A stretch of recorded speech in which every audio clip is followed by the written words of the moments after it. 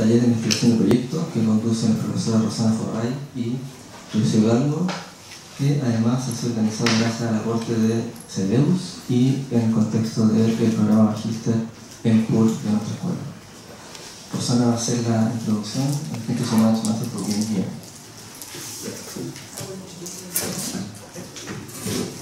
Bueno, buenas tardes primero, gracias por estar aquí. Tenemos una nutrida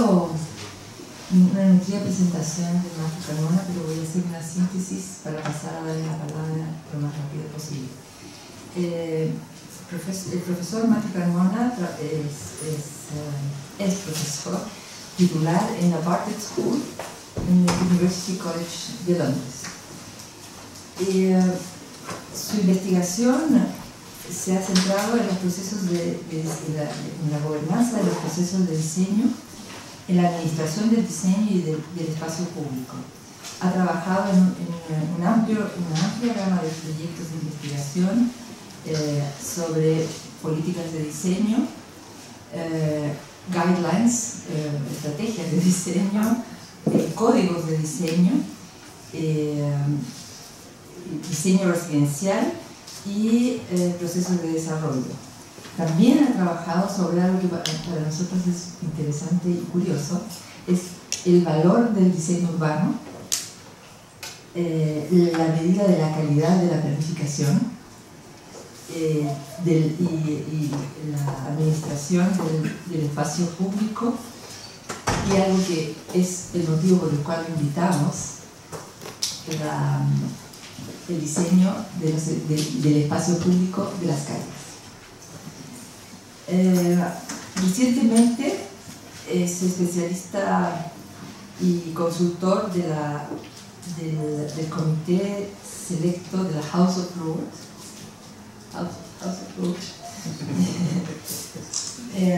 Eso me parecía interesante decir, el comité del medio ambiente, del entorno construido.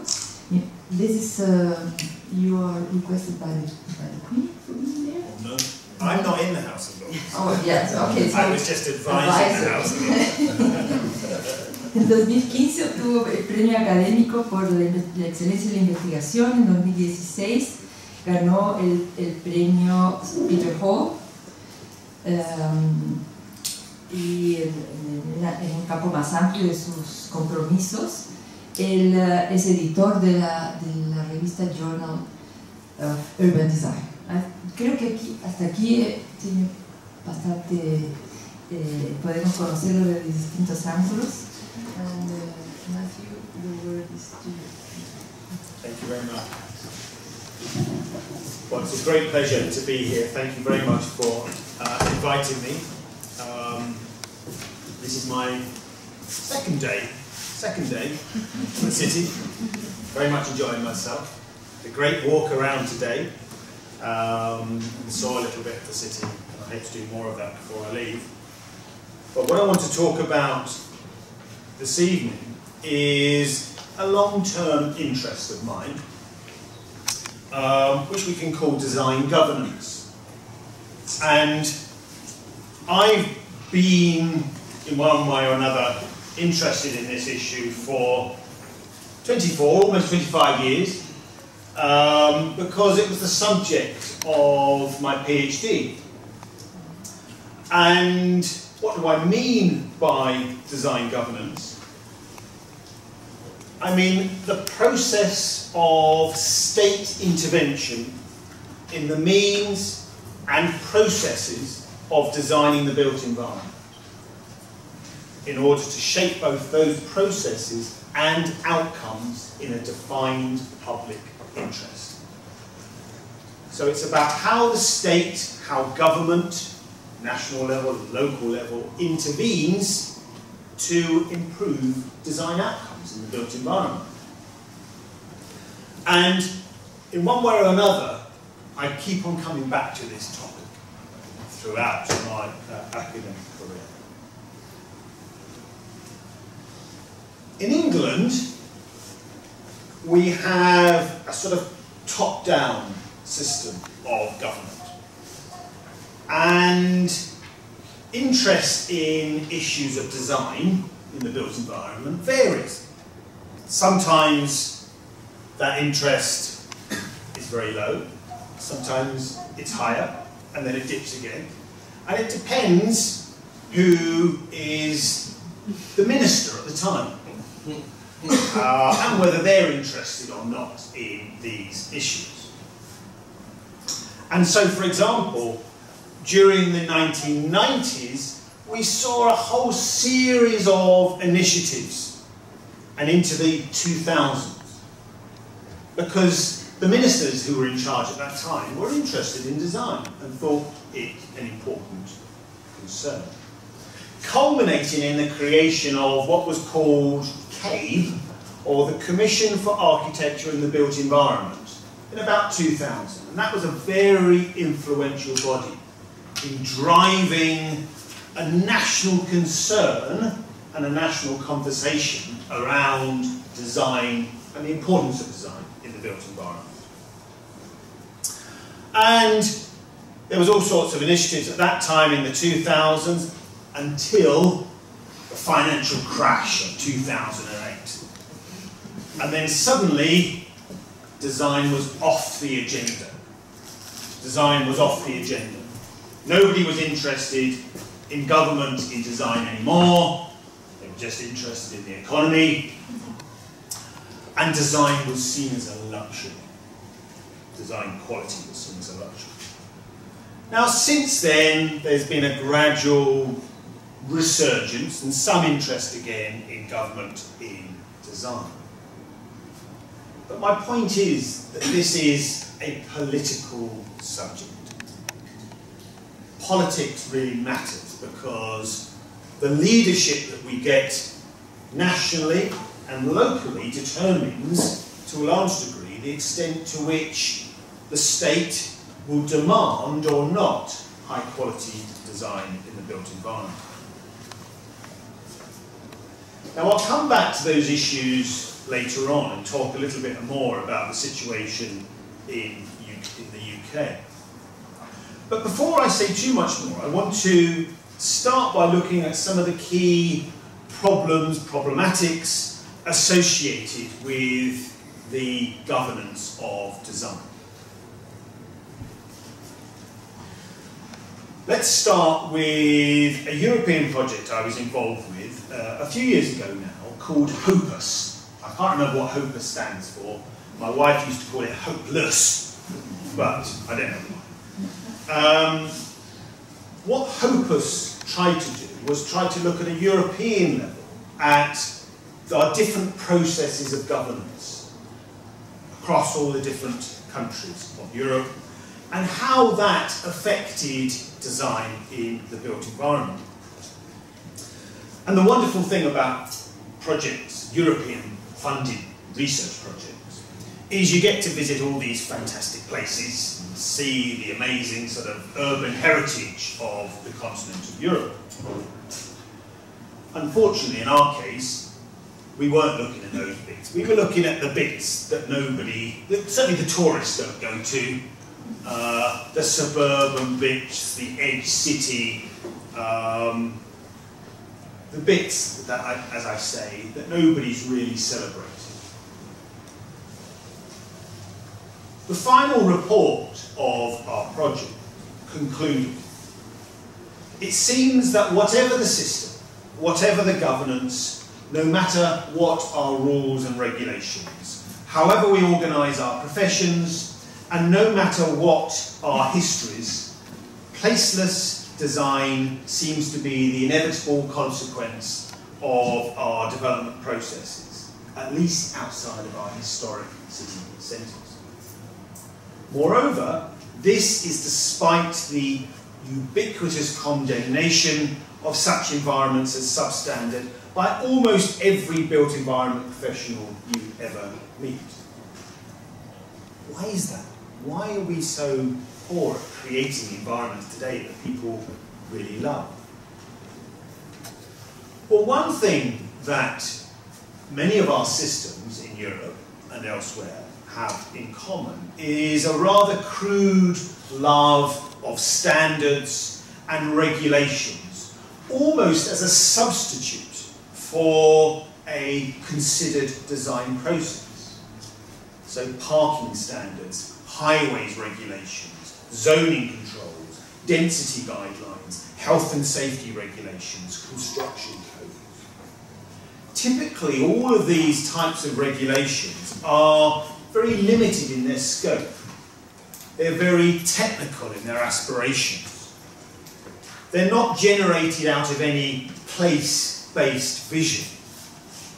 And they tend to be imposed on projects, often without regard to their impact on the final outcome.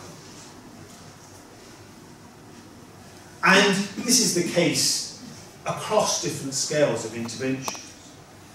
Often nobody is designing the whole, just the parts.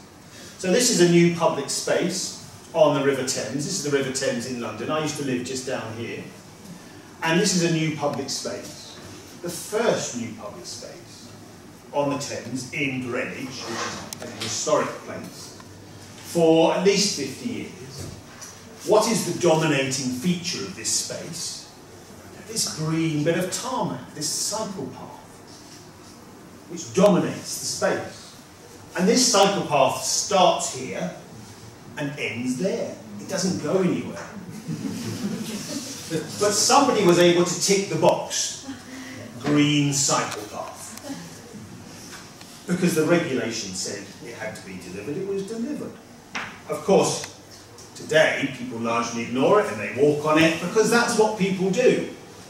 And our regulations and our standards don't always take into account the way we are as individuals and as human beings. At the larger scale as well, we tend to impose different standards and regulations. This is a town further east than on the Thames that I've studied for a number of years with my students, a little town called Erith. And this is a place that's been completely destroyed through very poor decisions about highways locations, poor zoning controls, the imposition of standards where they shouldn't be. For example, this is the local shopping street or high street, and there used to be a little market in here, and that was removed because you couldn't get a fire engine down the street when the market was there, even though the fire engine could drive round. But again, it was a standard that needed to be ticked, and the result was that the place no longer has any life. Which brings us to a thorny question of, if we're thinking about design quality, then whose design quality are we thinking about? What do we mean by design quality? Design quality clearly means different things to different people. Within any community, there's unlikely to be consensus on what high quality design is.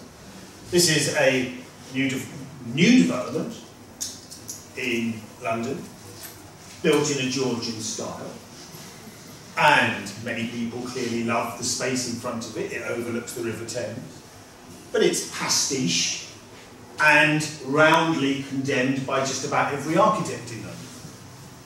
Is it good design? Is it not?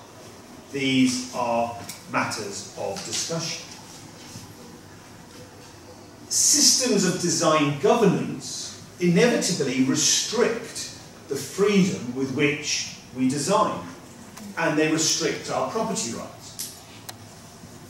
And those who perceive themselves to be most directly affected by that, often architects and developers, often resist controls more than anybody else. And sometimes you get quite contradictory attitude. As the quote says, many architects are guilty of knee-jerk reactions to design standards, preferring the freedom to produce poor buildings rather than be required to improve the standards of design to meet mandated criteria.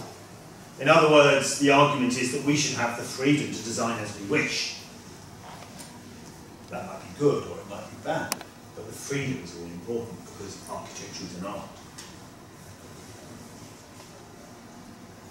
Arguably, our planners often haven't had the confidence or perhaps the competence to define and deliver a really positive public design agenda. And that can be equally as problematic as well. Although not always. Whilst careful intervention need not necessarily be conservative with a small c, the work of the Mayor of London's Design for London group, for example, have delivered a range of quite innovative design projects across the city through careful, sensitive intervention and working with designers and developers. At the very least, public authorities are usually highly effective at delivering technical standards and regulations. So the question I would ask is, can we use those abilities, can we use those skills to deliver higher order design principles around the delivery of better urban design, for example? This is the design governance conundrum. Can state intervention in processes of designing the built environment positively shape processes and outcomes for the better? And if so, how can they do that? And here we need to be careful, because public intervention might seem, or more public intervention might seem, the right approach to poor quality placement. If we have poor quality places, we might blame the government and say they should do more to deliver better quality places. But more regulation doesn't necessarily lead to better regulation or to better placing. There might not be a market failure in the first place. The solution may be worse than the problem that it's trying to deal with. Perverse outcomes may result. Like here, again, the developer was required to deliver a play area, so they've delivered a play area, but there's nothing in it, apart from one little bit of play equipment. The fence around it must have cost more than the play equipment. So, if we're not careful, we can deliver perverse outcomes if we don't sensitively deal with these issues. But despite that, even the least regulated places impose controls of some form or another. The only major US city without zoning controls, Houston, uses other forms of ordinance to deliver essentially the same thing. So that they say we don't have regulation, we encourage the private sector, we don't have zoning. But they have regulations on nuisance, on street parking, on minimum lot sizes, on density and land use, all through other means. So if we don't have planning, we have to invent it by other means to deal with the problems that result. So two key questions result from this. Not if, but what type of intervention should occur, because wherever we are, there's always some form of intervention, there's always some form of public control. And at what point will that intervention be most effective in delivering better quality design? The first question, to some degree, will be determined by the sorts of tools that you use to tackle these issues of design regulation. And I'll come back to that in a moment.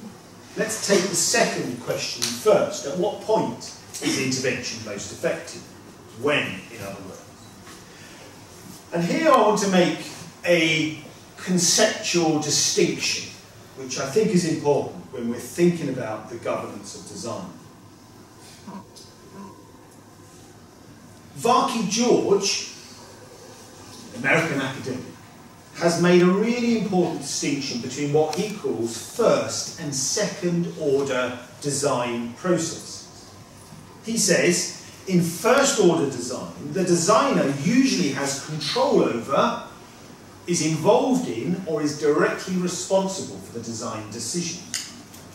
Second order design is appropriate to a situation characterized by distributed decision making, because the design solution is specified at a more abstract level, therefore, and is therefore applicable across a wider range of situations. He argues that most urban design falls into the second category. It's second order design, characterized by distributed decision making, lots of organizations and individuals making decisions, as opposed to most architecture, which is first order design. The architect or the firm of architects makes most of the design decisions relating to a particular building. Design in the context of planning and other forms of regulation, such as highway regulation, needs to deal with the changing, shifting economic, social, political, and legal contexts. Design in relation to planning deals with these complex, changing environments, and therefore it's second order in nature. It's particularly suited to that turbulent decision-making environment. And so it's not concerned with the design of particular objects, perhaps a building, but instead it's concerned with the environment within which design decisions happen, the environment within which others make design decisions. So the urban designer is designing this decision-making environment. And that, I think, is a really critical conceptual distinction. This decision-making environment should provide the opportunity space for architects and others to participate in a creative design and development process. In other words, it shouldn't stifle creative design process.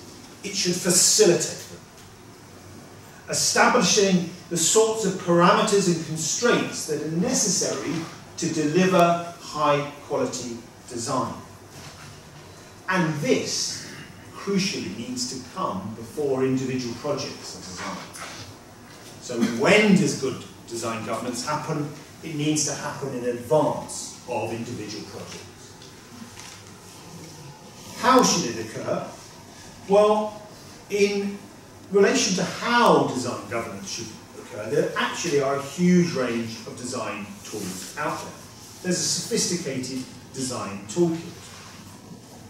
In a recent book of mine, Design Governance, The Cave Experiment, I looked at this organisation that I mentioned at the start of the talk, the Commission for Architecture and the Built Environment, who were around in England for about 10 years until the money ran out, and then they were got rid of. But in that period, they experimented with a whole range of different tools and processes of design governance, all from what I refer to as the informal spectrum of design governance. In other words, not formalised through law and regulation. Starting with different types of investigation, research, and audits of the built environment to show decision makers what the state of the environment is, what the state of the built environment is, what works and what doesn't, what are the right processes that we should be following. And Cave did a lot of research, commissioned a lot of research that government and local government across England then used to inform their decision-making processes.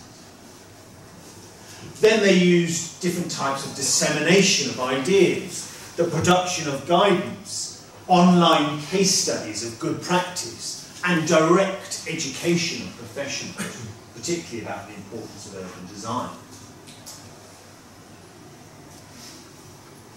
A set of tools that we might call promotional tools, campaigning tools around particular issues, particular problematic issues. Awards, the use of awards. For example, they instituted a Prime Minister Best Building of the Year award. And partnerships, you'll have to excuse my cartoon here. It's meant to illustrate a partnership between these two shops. It doesn't do it very well. But partnerships may be between, for example, the planning authority and the highways authority. The different organisations involved in this complex, distributed decision-making environment. Design evaluation, through processes of design review, formal design review of project proposals.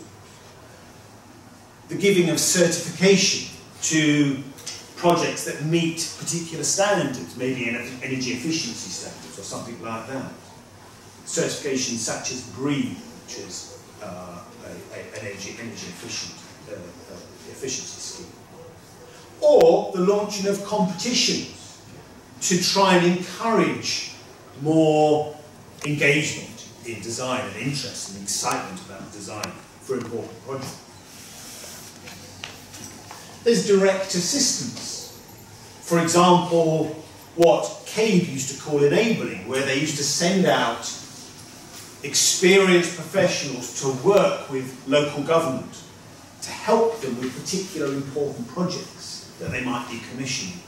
Might be a public realm or a new square or something, or a major master plan that they were involved in, and giving particular professional advice to other public organisations, or occasionally even giving grants to important projects. So these are all tools on this sort of informal side of the spectrum. But that's not all, because whilst CABE as an organisation were very influential, as I said, the tools that they used were tools that were largely tools without any real power to them. They were tools of persuasion rather than tools of being able to require particular actions. They were non-statutory, in other words. But there are a range of formal tools as well, some of which I've already mentioned. Policy, the creation of policy in plans, which developers and architects may need to take account of, which can be negotiated and assessed, or proposals can be assessed against particular policies. Then there's tools that we could call more propositional tools, which are more about positively shaping development propositions. Design frameworks, design strategies, public sector-led master plan, and so forth, which shape in a more directive manner particular design outcomes. And then finally, control. This might be the ultimate form of engagement in design. It's through zoning and conservation controls, highway adoption, building control. But often these are exactly the sorts of controls which are very crude, which aren't related to place, and which, if we use them too much, can lead to poor quality outcomes. So, which ones of these should we use? Where to now? What works and what doesn't? Well, let's go back to the situation in England and examine that a little bit. What we've used and what we have found useful and what hasn't worked very well. In the UK, for a long time, we've used local plans, and we've written policy in local plan documents. So every local authority, every local municipality has to produce a plan. And in those plans, there's lots of policies. And those policies are like this. They're words. They're words that say something about design. Often they don't say very much about design. This is a particular local plan or a particular policy from 1994, quite some time ago, in a borough in the centre of England where I used to live. And this is what they had in 1994. It doesn't matter what that said, really. You don't need to read it. It's just an example. 10 years later, they replaced it with that. And 10 years after that, they replaced it with that.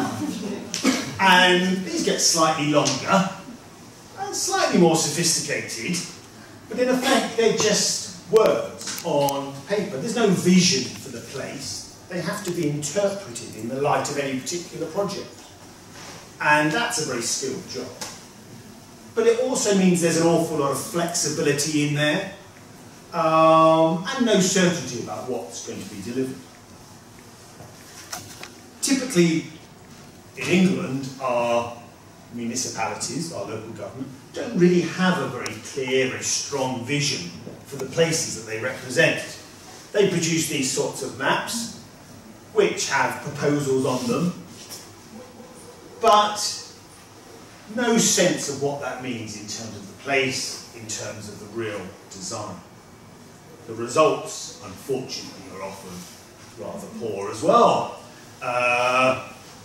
This happens to be in Cornwall, which is in the southwest of England.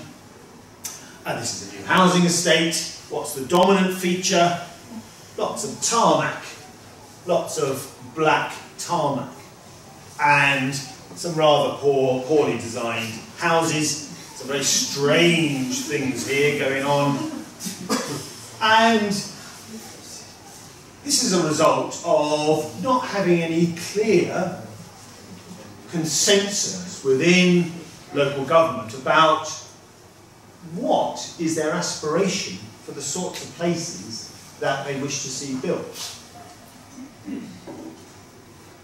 Commenting on this, one journalist in the UK called Lee Mallet said, any attempts to reintroduce visioning into planning have not been taken up by the system as a modus operandi. He asked, is this because it's too political to draw what is to become of an area? And for my part, I think there's a lot of truth in that. In England, at least, often it's too political to draw. It's easier just to have very flexible policies that nobody can really argue with. Because as soon as you start to draw, you start to suggest a vision for a place, which people can argue about, and which may or may not get built. So I would argue that both in England, but I would say elsewhere, we need to have much more dynamic tools for engaging in design governance. We need to move beyond those sort of static tools of policy, or perhaps it's standards and regulations, like I started talking about at the start of the talk. Instead, we need more propositional tools. And planning in particular needs to become more propositional. It is putting forward for the future of our cities. Now, during the 1990s and the 2000s, there was lots of new names given to various different types of tools that were developed at that time. But I would argue that in essence, there are two really important design governance tools that we would certainly benefit from using much more in my country. But where I see them used elsewhere around the world, they tend to get much better results. And these are, firstly, the first propositional tool is the urban design framework, the flexible urban design framework, which sets out a clear public realm vision for an area, often a large area, or maybe a large site, which establishes what are the key spatial relationships, the movement framework, the density and massing, the edge treatments, the landscape, perhaps the parcelization, but flexible enough to be able to accommodate change over time, because these are long-term tools. In London, we've been using increasingly these sorts of tools for large schemes, such as here in King's Cross. This is the King's Cross Railway Land scheme. This is St Pancras Station, and this is King's Cross Station in London. And this is a large new development, and this is one of the early phases, which uses this flexible urban design framework approach, where each element in the framework can be changed over time as the economy changes. But underpinning that flexibility, there's a series of very definite principles about the nature of spaces, about the heights of buildings, about the use of landscape, about the relationship to the canal and the stations, for example. Other parts of London use this as well, in the Isle of Dogs, not Canary Wharf, but immediately south of Canary Wharf, where there's a lot of different landowners, and there needs to be some coordination of those different interests, and there's been the production of an urban design framework produced for there. In complex bits of the city, like the bit of High Street from the City of London out to Stratford, where the 2012 Olympics was, there was an urban design framework produced for that whole street, a long, continuous bit of High Street. The Olympics itself was planned, or the legacy of the Olympics in 2012 was planned using a flexible urban design framework. So these are really valuable tools to establish what is the basic set of urban relationships in an area or for a large site. And these work best when they're complemented by a second key tool, and that is the design code. Design codes are not tools for creating a vision for the place, not like the urban design framework, like these examples, but they're delivery tools for complex sites with multiple phases that are built out over very long time horizons. Design codes should focus on establishing what are the essential urbanistic characteristics of the place and fixing those. So they're types of design guidance for large areas of sites where you don't specify the whole, you don't design the whole, but you specify the parts. And that those parts can be put together in many, many different ways to create different outcomes. A multitude of outcomes is possible through applying a design code. But the design code is written specifically for the place, for the site or the area. You might say a little bit like Lego, you've got all the bits and you can put them together in different ways, but hopefully it doesn't lead to this. And hopefully, rather than focusing on the architecture, it should focus on the urban issues, the urban structure, and really establishing what are those key urbanistic elements of the place. About 10 years ago, we did a large-scale trial of design coding across England, and I was responsible for evaluating this particular trial led by the government. And we looked at different design coding projects up and down the country. One of which was Swindon. This is a sort of town to the sort of west of London, a small town. And this was an area which, on the periphery of the town, where design codes were being used to create a new settlement, or a new edge to the settlement, I should say. There was a master plan, or a flexible urban design framework, and the codes were used to fix those key urbanistic elements. The width of the streets, for example, the integration of landscape elements, and so forth. The heights, and something about the density. And this is that place today, a traditional, basically the vision was for a pretty traditional sort of place, pretty traditional settlement. Nothing outstanding, nothing fantastic, but nevertheless a place that has been created.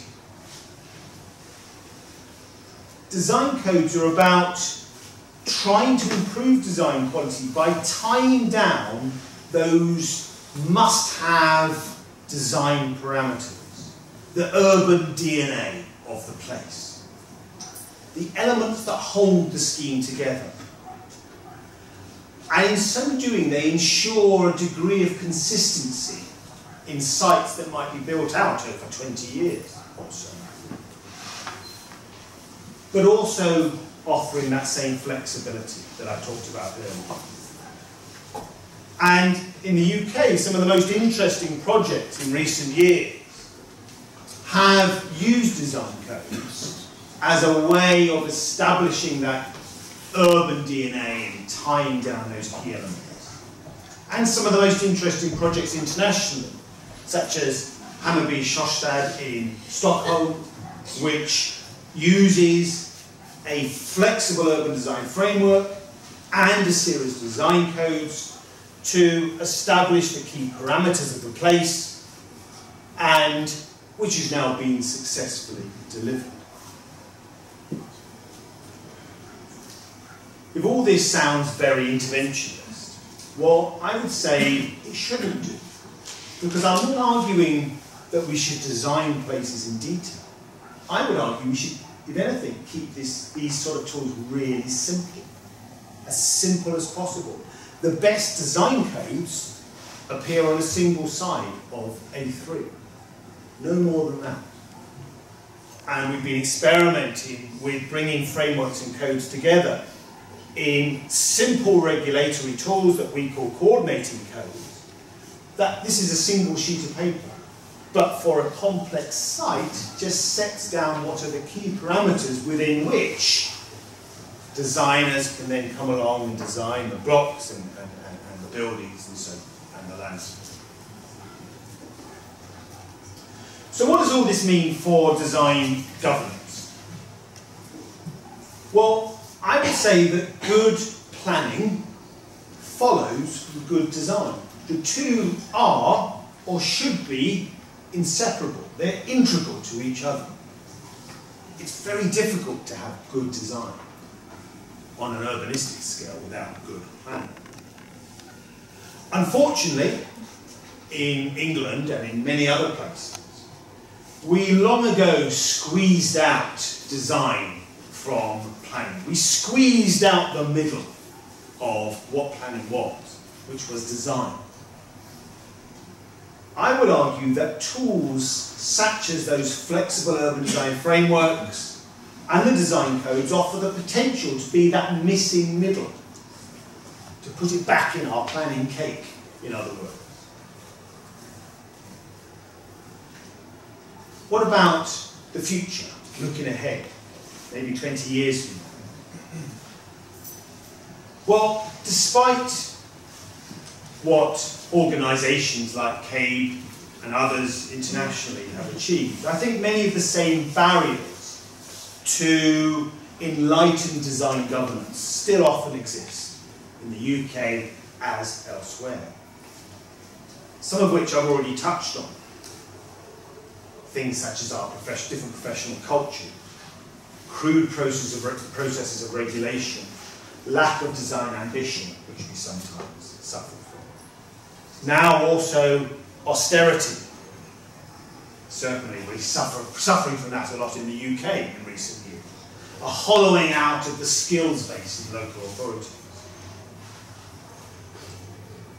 And design seems still to be too often the easy cut to make when times get tough.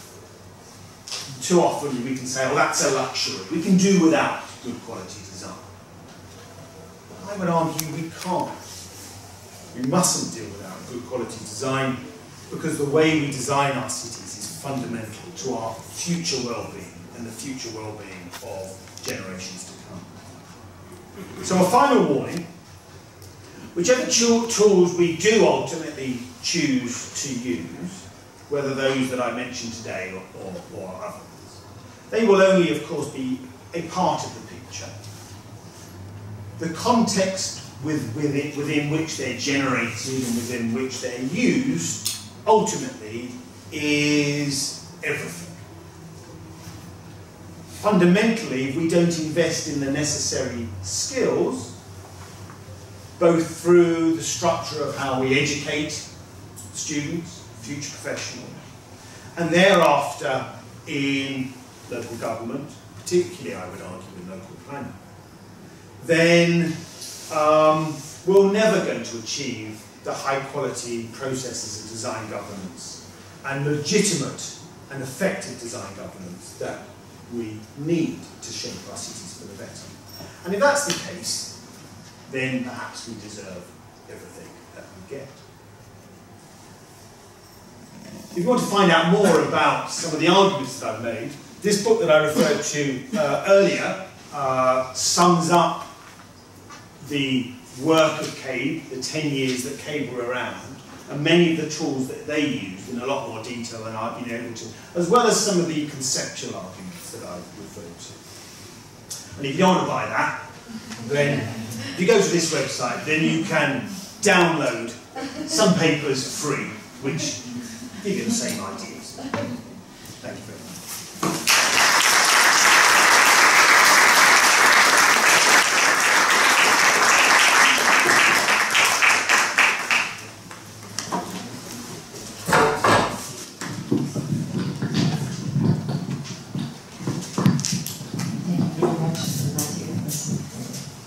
Inspiring conference. Pleasure. I think because the question of the quality of urban design is not always a question when people is planning. So I think it's worth to know that when we are teaching students their places in the process of urban design and planning. Me gustaría abrir darle la palabra para comentarios, preguntas, desacuerdos, acuerdos.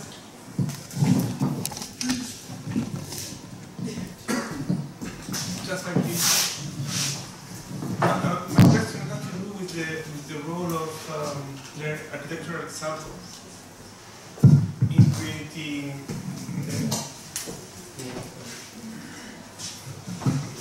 My question has to do with the role of the architectural example. Precisely by looking at the housing design guides in the UK, which, for example, you have two completely opposite takes on the design guide. One, for example, is the London housing design guide, which is a very lengthy version of what you already showed of your town, where you're coming from. And on the other hand, you have, for example, the Essex design guide, which is mainly based on highly prescriptive examples of architectural assemblies, let's say, or architectural components that are then put in, not sure if in large master plans, but I know that the critique is that they are highly defining the outcome of design. So, what's your take in this kind of completely opposite approach to the example? In the UK, we have the particular problem. Hold on, I'll just find the slide.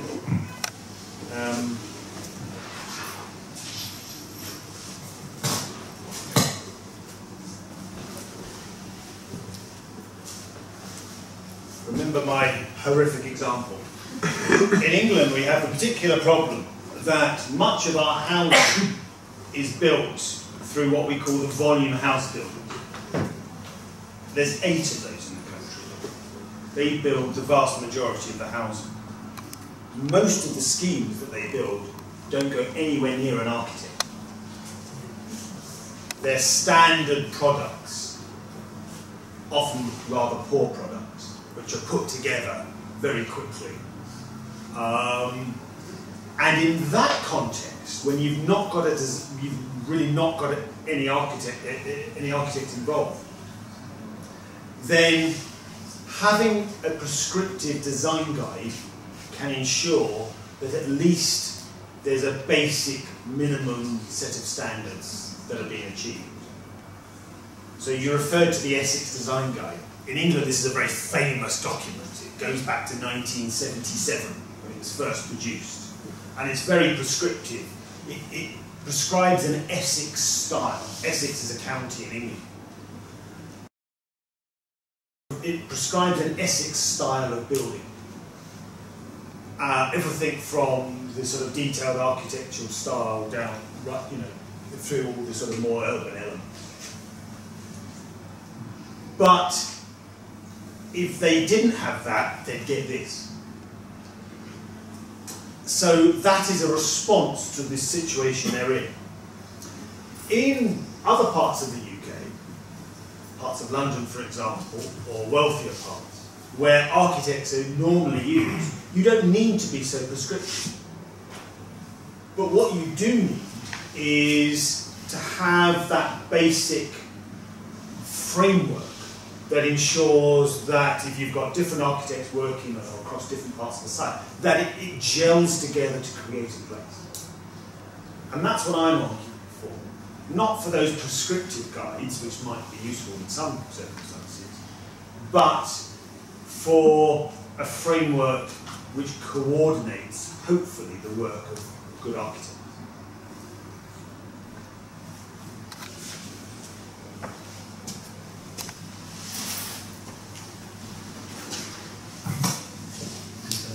You talk a lot about the importance of design and being involved in the planning process, and in some way that planners are forgotten about design. But at the same time, also design is sometimes quite complex in terms, especially urban design, in terms there's a lot of different institutions that are trying to do the design. So there are public institutions, the private institutions, the community. So what's your framework, or how do you think we should approach design in order to be efficient, but at the same time being able to mingle design and planning? I don't quite understand the question. Do you mean should it be the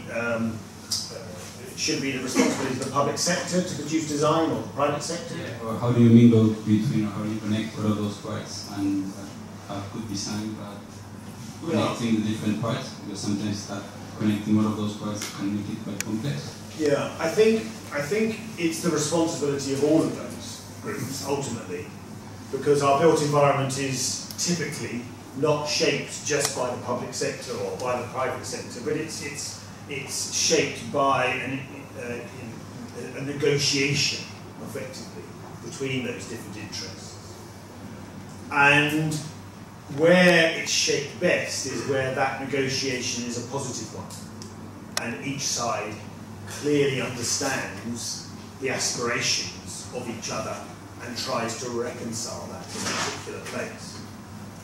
To do that, my argument was that we need to get the public sector's vision in place early enough so it can inform the private sector's ideas and aspirations that then come afterwards. If we don't have it before, then what tends to happen, at least in the UK, is you just get a very big argument, and then we get this.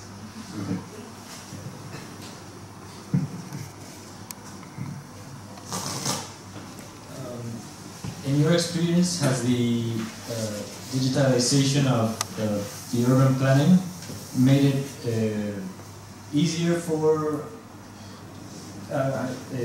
to share among each sector of the planning to organize it better, or has it contributed to a more generic view of the same planning? In what respect? I can't say that word. Digitization, in what respect? Like different files that are currently more shareable between different companies. It's more flexible in how you access them. I don't think it's really affected planning too much, I have to say, in the UK. What I think it has really benefited is engagement of communities in the planning design process.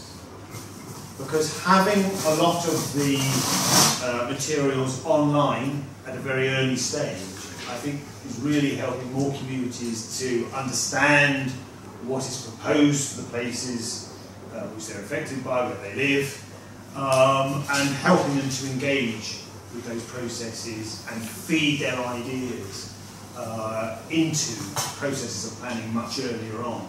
So I think there's real benefits there.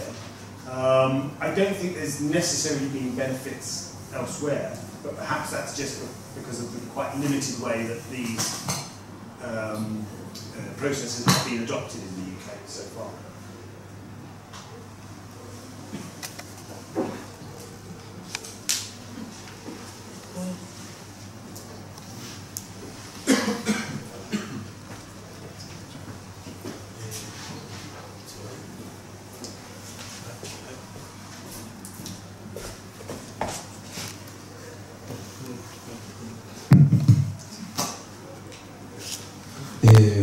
Hi Matthew, you talk about design quality, and you talk about, you make the question about whose design quality.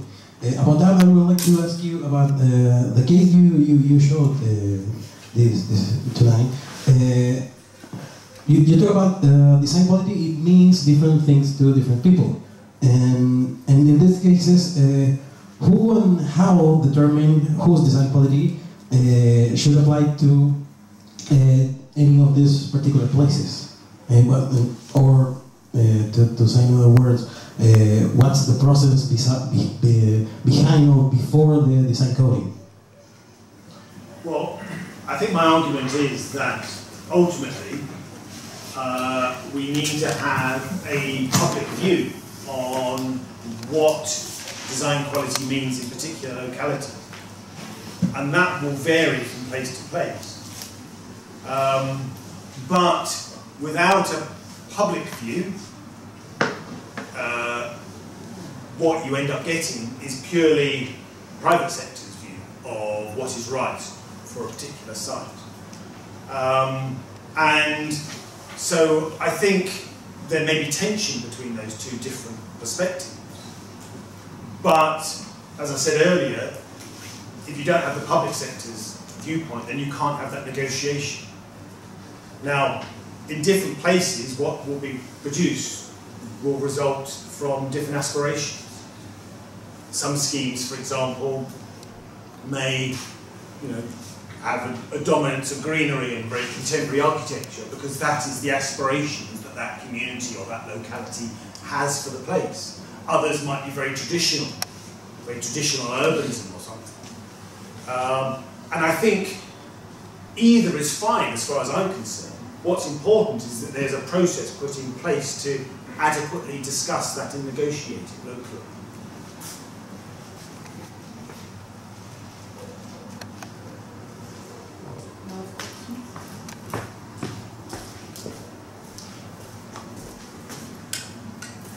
Hi, I want to ask about the urban design framework you spoke about, and I would like to know more or less if it's referred mainly about, because it seems in the images that they refer mostly about urban, about public space, and in the images you see colors and you see, I don't know, trees and everything. So I would like to know, are they referred mainly about aesthetics or relationships in between the spaces, or I don't know, relationships that should exist or shouldn't exist, or maybe both? Well, ultimately, any tool includes whatever the particular stakeholders agree is important to include. If you ask me, my opinion, then I would always say that it should deal with those fundamental urban relationships and not with questions of aesthetics, not with questions of style.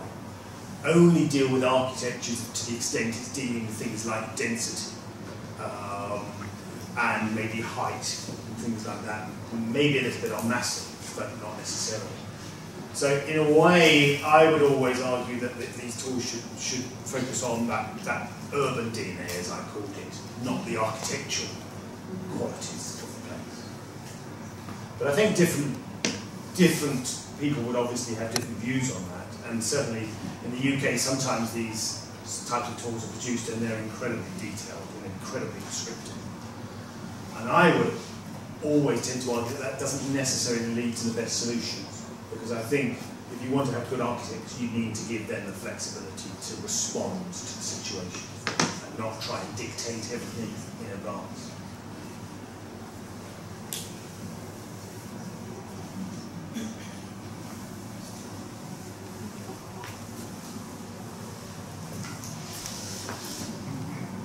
Is there someone in the room that don't agree with Matthew's? They're far too polite to say. No? Bueno, Matthew, I think it has been a very good experience.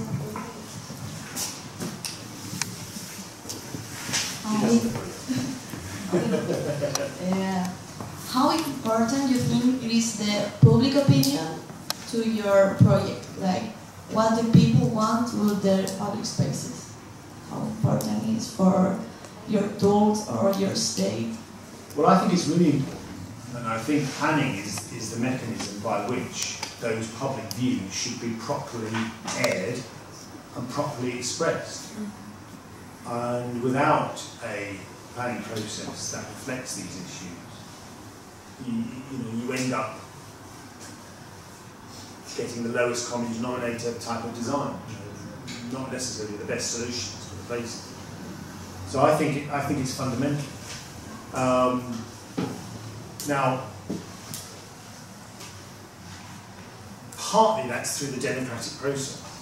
That planning typically operates through local government. Local government has politicians who are elected, and therefore there is some sort of democratic legitimacy from those negotiations. But more fundamentally, I think there should be processes of active participation in the design of these sorts of, and the use of these sorts of tools. And I think it works best if that happens.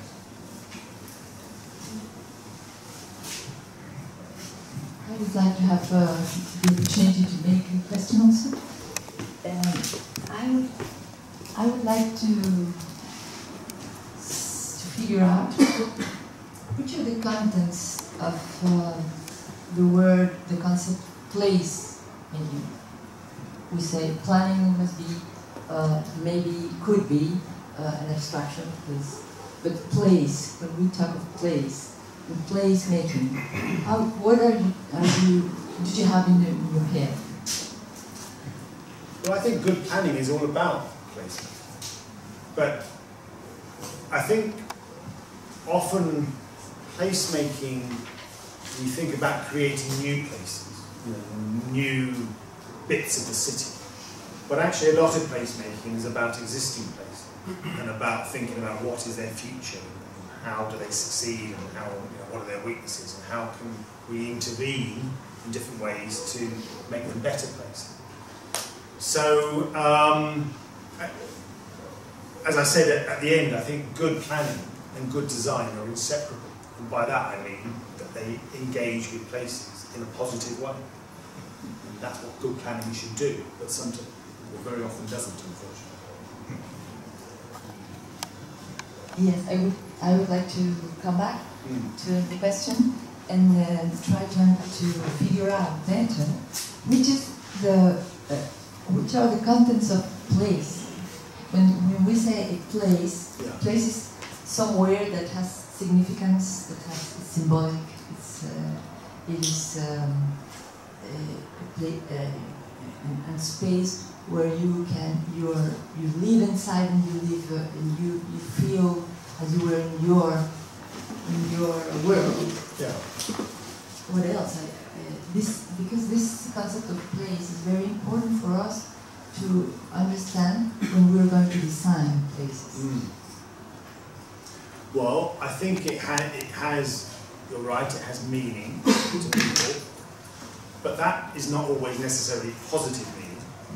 Places are not always good to be, good to live, they're not always good for our well-being. So by talking about place, we're not necessarily always talking about positive qualities. But places have a physical extent, they have a social life, places have an economy, and they have meaning to us, and they have all that richness, and it's about understanding and getting under the skin of that richness, which leads ultimately to good placemaking, good sensitive placemaking. I think that could be the last words. Thank you very much. Here is. Perdón. Sorry.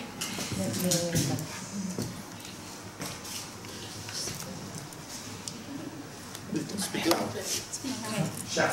Okay, but I only want to ask something about what you were talking at the end about the place, and I think that when you talk the place, you also talk about the individual perspective, because as an experience, a particular experience, it is supposed to be my experience. When I talk about this, I think that, as you say, it's a very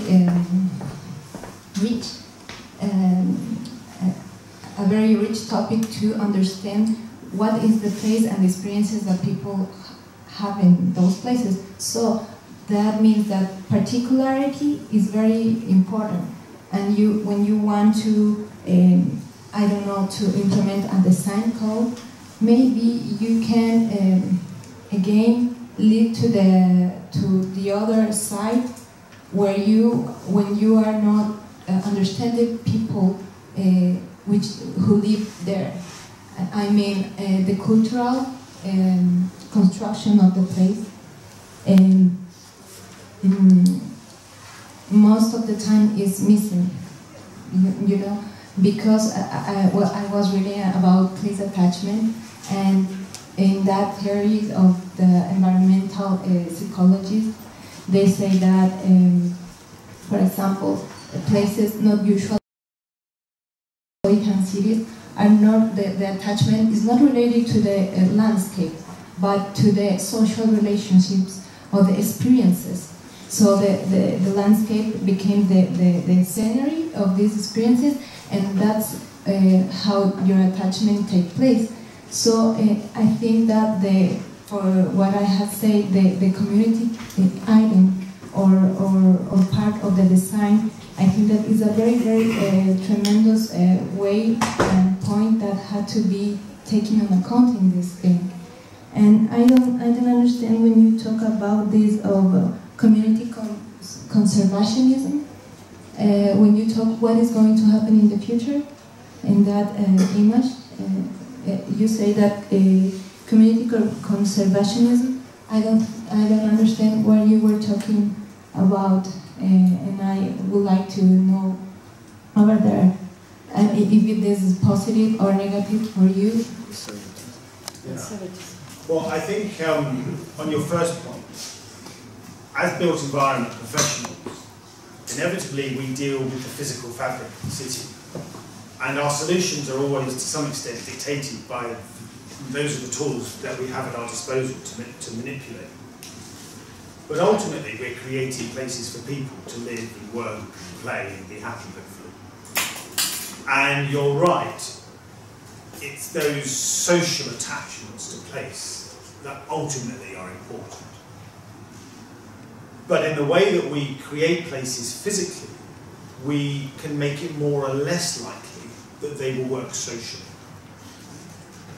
And there's plenty of evidence to show that good design, good physical design, leads to better social and economic and environmental outcomes.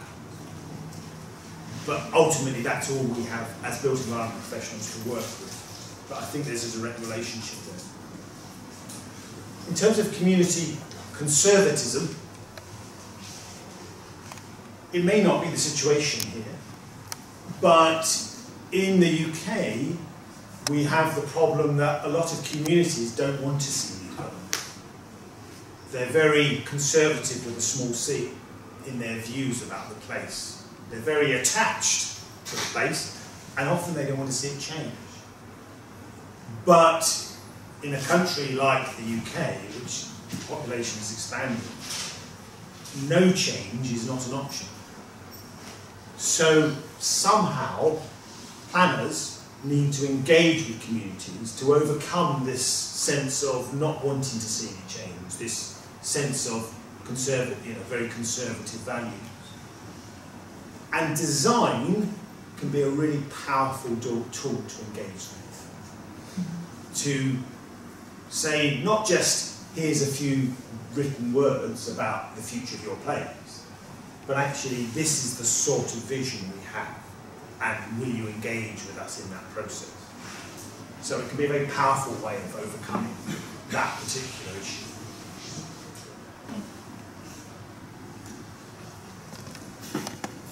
Is there another question? Okay, I think I want to say. Why does everybody always tap the top? Everybody does that. I really want to thank you, Matthew, for your aportes. I don't know how to say it in English.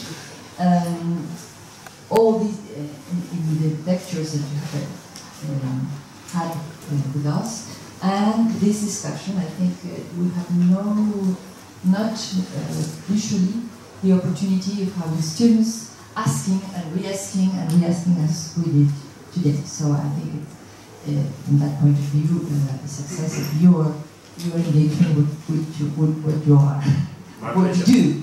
My pleasure. Thank you very much. Thank you.